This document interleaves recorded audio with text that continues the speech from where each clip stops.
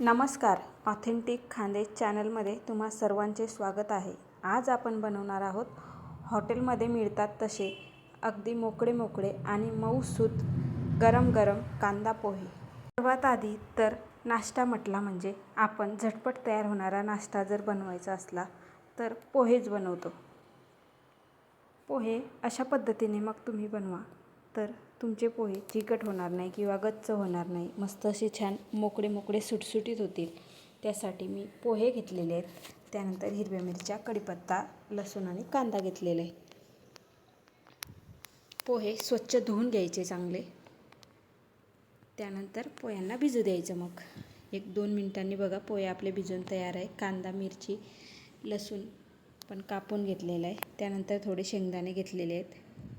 गॅसवर कढई ठेवायची, गॅस पेटवून घेऊ. त्यानंतर तेल टाकायचं. तेल तापलं का त्यामध्ये शेंगदाणे टाकून घ्यायचे. आधी शेंगदाणे चांगले तळून घ्यायचे तेलामध्ये.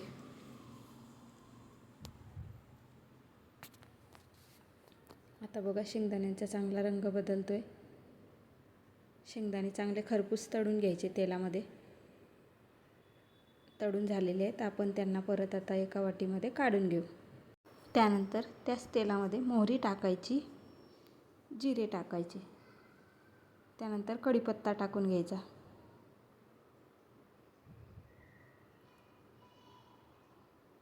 लसूण टाकायचा.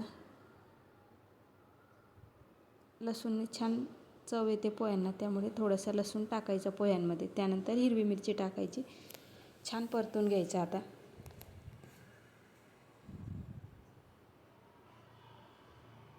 त्यानंतर कांदा टाकायचा.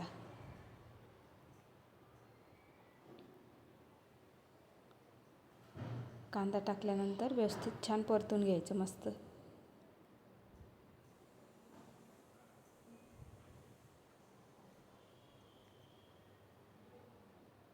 आता आपण कांद्यावर मीठ टाकून घेऊ, म्हणजे कांदा छान परतला जातो. त्यासाठी मीठ टाकायचं. अर्धा चमचा मीठ टाकायचं. अर्धा आपण पोह्यांमध्ये टाकणार आहे मीठ आणि अर्धं कांद्यावर टाकायचं. त्यानंतर अर्धा चमचा मीठ पोह्यांमध्ये टाकायचं. हळद टाकायची आणि पोह्यांना चांगलं मिक्स करून घ्यायचं. चांगली हळद लागली पाहिजे मस्त सर्वदूर पोह्यांना. अशा पद्धतीने छान मिक्स करून घ्यायचं. बघा किती मस्त भिजून तयार आहे पोहे.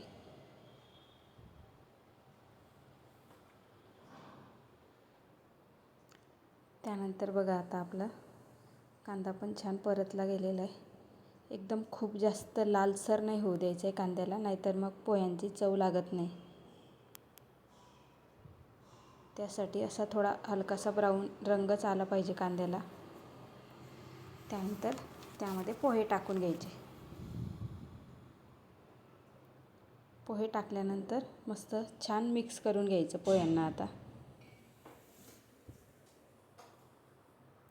व्यवस्थित असं छान मिक्स करायचं.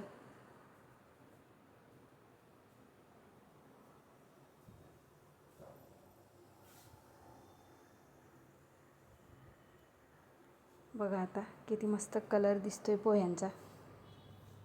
मस्त असं छान एकजीव करून घ्यायचं पोह्यांना. असं छान मिक्स केलं ना की मग सर्वीकडे मीठ, हळद सर्व छान व्यवस्थित मिक्स होऊन जातं.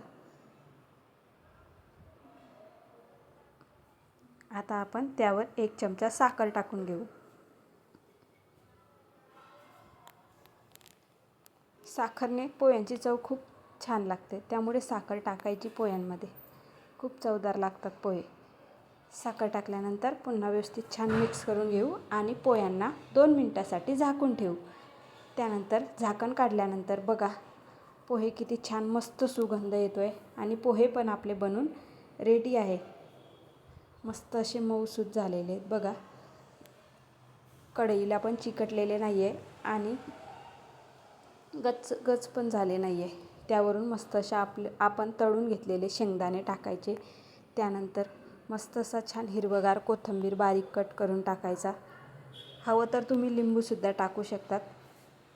नाहीतर मग पोहे खायच्या वेळेस लिंबू घेतलं तरी पण चालतं. मस्त असं छान मिक्स करून घेऊ. गॅस बंद करून घेऊ आणि गरम गरम पोहे मस्त आता डिशमध्ये घ्यायचे आणि छान नाश्ता करायचा मस्त छान गरमागरम. तुम्हाला जर ही रेसिपी आवडली असेल तर व्हिडिओला लाईक करा, शेअर करा, छान अशी कमेंट करा आणि या चॅनलवरील अशाच नवनवीन रेसिपी पण नक्की बघा.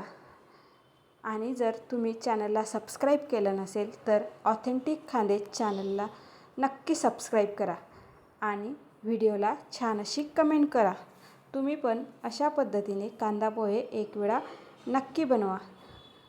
खूप चवदार होतात आणि अगदी पटकन बनून तयार पण होतात. चला मग भेटूया अशाच पुढच्या नवीन रेसिपीमध्ये. तोपर्यंत बाय बाय. थँक्यू.